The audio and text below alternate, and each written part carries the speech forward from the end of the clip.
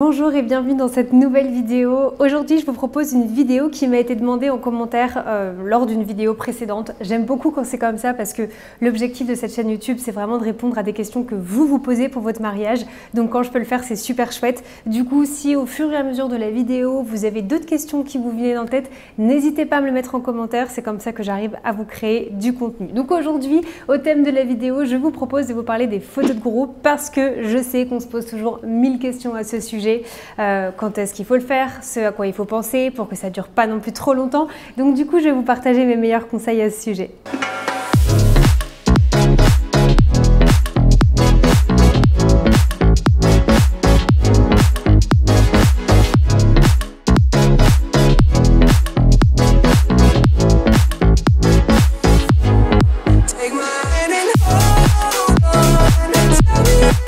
Ravie de vous retrouver pour ce sujet. Je sais qu'on en parle tout le temps, en tout cas dans mes rendez-vous avec mes mariés que j'accompagne dans le coaching Comment organiser mon mariage de A à Z sans wedding planner. Je sais que c'est vraiment une question qui revient beaucoup, surtout quand on parle du déroulé. À quel moment il faut les placer? Est-ce qu'il faut le faire? Si oui, avec qui? Combien de temps ça dure? Donc, je vais répondre à toutes vos questions. N'oubliez pas de bien regarder la vidéo jusqu'à la fin puisque je vous partagerai à la fin de la vidéo la durée idéale, en tout cas plus ou moins exact, et un petit conseil pour pouvoir justement déterminer le moment qu'il faudra accorder aux photos de groupe. Je viens de vous parler du coaching Comment organiser mon mariage de A à Z sans wedding planner. Si vous ne le connaissez pas, sachez qu'il s'agit du premier coaching pensé, créé pour les futurs mariés en guise de première alternative au service d'une wedding planner.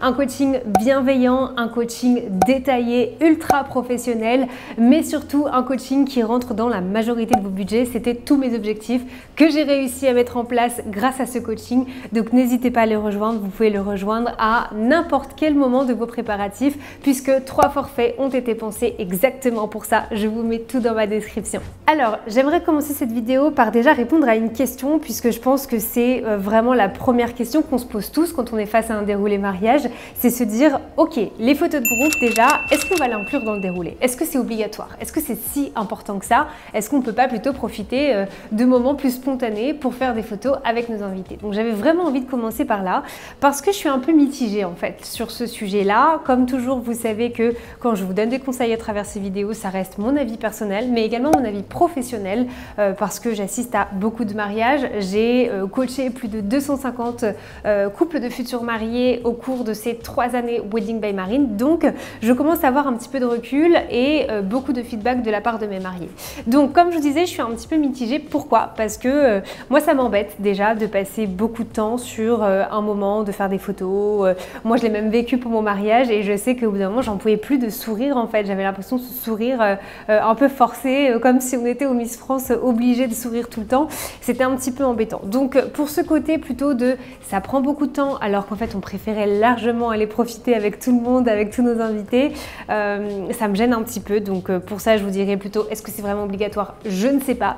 Mais j'ai quand même un gros côté de moi qui me dit en fait, j'ai pas envie qu'il y ait de regrets. Et souvent sur les mariages, je prends toujours le temps avec mes mariés que j'ai accompagnés dans le coaching d'avoir toujours ce petit moment feedback après leur mariage.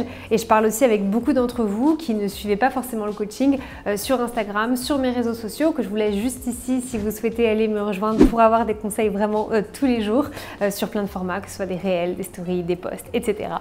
Enfin bref, du coup, en discutant beaucoup avec vous, je me rends compte que souvent les regrets, quand je vous pose la question est-ce qu'il y a quelque chose que tu ferais différemment ou est-ce que vous avez un petit regret par rapport à cette journée? Les photos reviennent beaucoup. Oui, j'aurais aimé plus de photos avec mon fils. Je me rends compte que j'ai pas de photos avec ma maman. Ou en fait, j'ai pas de photos avec toutes mes demoiselles d'honneur. Et ça, je me dis ça m'embête parce que c'est vraiment quelque chose qu'on peut anticiper et justement ce moment des photos de groupe est fait pour qu'on n'ait pas ce regret là.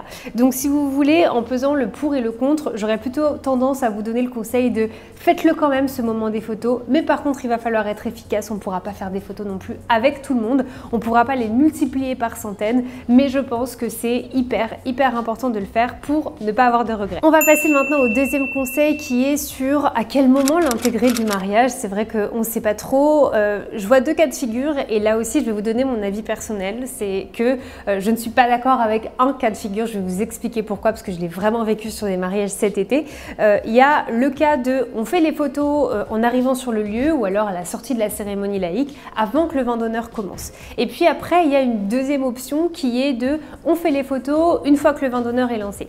Alors je ne sais pas si vous avez déjà la réponse dans vos têtes quand vous m'écoutez à ce moment-là, mais moi il y a une des deux situations que je ne vous conseille pas du tout, c'est la première. Je ne vous conseille pas de laisser un moment que pour les photos de groupe. Pourquoi? Parce que les photos de groupe, ça va vous intéresser vous, donc vous, oui, vous allez être occupé à faire quelque chose, ça va occuper les personnes qui seront sur les photos, donc pour ça il n'y aura aucun problème, mais les personnes qui ne sont pas concernées ou alors qui font partie que de la première photo et après plus rien, bah, ils sont les bras croisés pendant une demi-heure. Et ce moment de transition pour moi entre la cérémonie et le vin d'honneur, c'est justement le moment où on a envie d'y arriver à ce vin d'honneur. On sort de la cérémonie, on a envie de boire un verre, on a envie de trinquer, on a envie de manger un petit bout. Donc pour moi, c'est un moment un peu blanc dans le déroulé où j'ai peur que l'ambiance retombe un petit peu. Je l'ai vu sur des mariages, j'entendais beaucoup les invités parler et donc voilà, c'est pour la raison pour laquelle je ne vous conseille pas de le faire comme ça. Je vous conseille bien mieux l'option numéro 2 qui est de on lance le vin d'honneur et sur la première partie du vin d'honneur, vraiment au plus vite possible, on part faire ses photos au moins après c'est fait. Alors oui, vous allez louper un petit peu de vin d'honneur, mais au moins les autres invités sont occupés à pouvoir manger, à pouvoir discuter avec peut-être déjà un fond sonore, un groupe de musique qui a déjà commencé. Donc moi je préfère plutôt le faire de cette façon-là, mais encore une fois, ça reste mon avis personnel. Dites-moi en commentaire qu'est-ce que vous avez choisi, à quel moment vous allez intégrer ce moment-là. Ensuite, je pense que le plus important, la clé pour que ce moment ne dure pas des années et que vous puissiez quand même aller profiter après, ça va être une parfaite organisation. Et ça, il n'y a pas de secret en fait. Si vous me suivez toutes les semaines avec mes vidéos YouTube, si vous me suivez sur Instagram, si vous faites partie du coaching, je vous le répète tout le temps, il vaut mieux s'efforcer maintenant, travailler énormément sans comprendre vraiment pourquoi on le fait, sans comprendre vraiment si ça sert à quelque chose. Le jour J, vous me direz merci et vous me direz mais en fait oui, ça prend tout son sens. Donc plus vous allez travailler, plus vous allez donner de l'effort pendant vos préparatifs, plus le jour J vous serez récompensé et vous serez serein. Et c'est pareil pour un moment qui peut paraître si anodin que les groupes des photos. Plus vous allez le travailler ce moment, l'anticiper, travailler dessus, fournir de l'effort, plus le jour J, bah, ça se passera bien parce que vous aurez déjà anticipé la majorité des choses. Donc quand je vous dis anticiper, pour moi c'est déjà préparer une liste des photos. Une liste des photos de toutes les personnes que vous allez vouloir appeler au fur et à mesure, ça on y reviendra juste un petit peu après, mais pour cette liste des photos, il ne s'agit même pas de se dire photo famille du marié, photo famille de la mariée, photo des meilleurs amis, photo des témoins.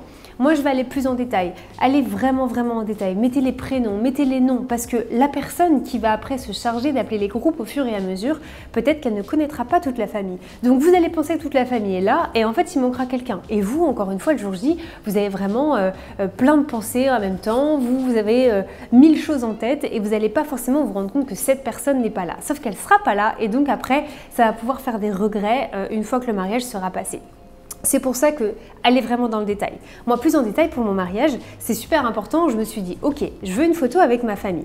Mais est-ce que j'aimerais pas aussi une photo qu'avec ma sœur, une photo qu'avec ma mère, une photo avec ma mère et mon père, une photo qu'avec mon père. Je suis vraiment allée en détail comme ça sur les photos et au moins le jour J, j'étais sûre qu'après, bah ouais, ça m'a pris un peu de temps, mais je l'ai cette photo où je suis qu'avec ma sœur. Et j'ai pas que la photo où il y a ma sœur, mes parents, etc., etc.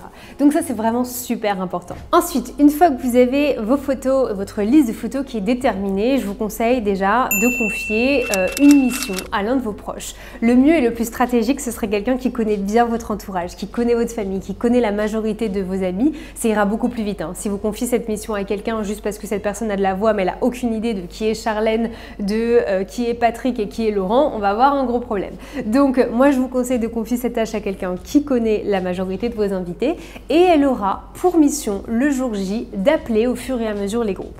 Je suis pas très fan de tout ce qui est des animations micro, en tout cas de parler par le micro pendant le mariage, mais il faut avouer que pour ce moment c'est beaucoup plus pratique parce que sinon vous allez courir dans tous les sens. Donc si vous pouvez pendant le vin d'honneur avoir un micro, donc ça à voir avec votre DJ pour appeler les groupes au fur et à mesure, c'est vraiment l'idéal.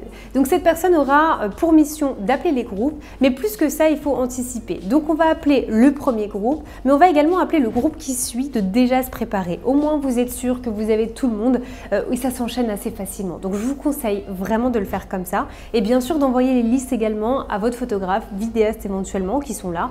Pour nous, c'est pas, je vous parle là avec mon mari, avec Amour Films, on est également vidéaste. D'ailleurs, on est en France à partir du 1er avril, on a encore des dispos sur cette haute saison.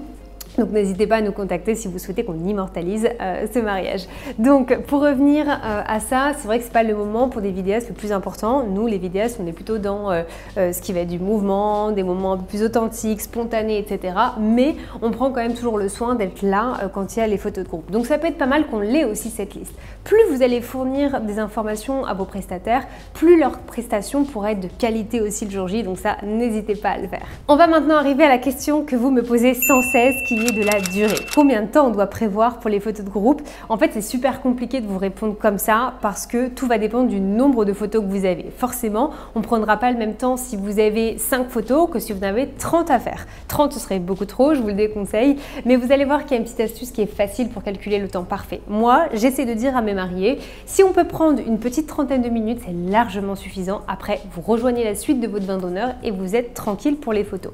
Sauf que pour passer vraiment 30 minutes sur des photos de groupe, soit vous avez un photographe qui est ultra à l'aise avec tout ça et qui va savoir enchaîner le tout et du coup ça va être fait vite fait, je l'ai vu sur un mariage cet été, soit malheureusement des fois le photographe il peut quand même être hyper à l'aise avec ce moment là et tout va dépendre de vos invités. Si vous avez entre la tante qui est partie aux toilettes donc elle n'est pas encore là, puis après il faut se replacer, vous êtes trop nombreux, tout le monde n'écoute pas forcément, on a des invités qui sont plus réceptifs que d'autres également sur des mariages, donc c'est vrai que ça va vraiment dépendre de tous ces paramètres-là.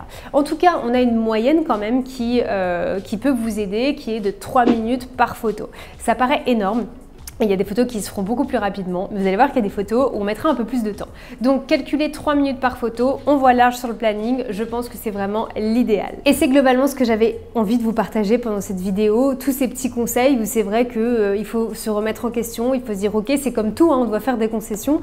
Si vous voulez un par un avoir des photos avec tous vos invités, c'est hyper compliqué, ça va vous prendre du temps. Donc, je pense que le parfait équilibre, c'est de se dire, on le fait quand même ce moment parce qu'on veut avoir ces belles photos, même si c'est plaisant pour personne, ni pour vos photographes, je vous assure que ce n'est pas les moments en général qu'ils préfèrent, ni pour vous, ni pour personne, ni pour vos invités, mais vous serez tellement content et c'est un souvenir qui est tellement précieux que faites-le quand même.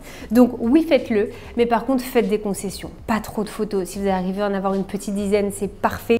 Ayez quelqu'un qui connaisse vraiment vos invités, que ce soit des listes qui soient déjà préparées, que vous ayez anticipé cette mission auparavant et vous allez voir que c'est pas un moment si terrible et que si tout est bien organisé, que vos invités sont réceptifs, il n'y a aucune raison que ça se passe mal.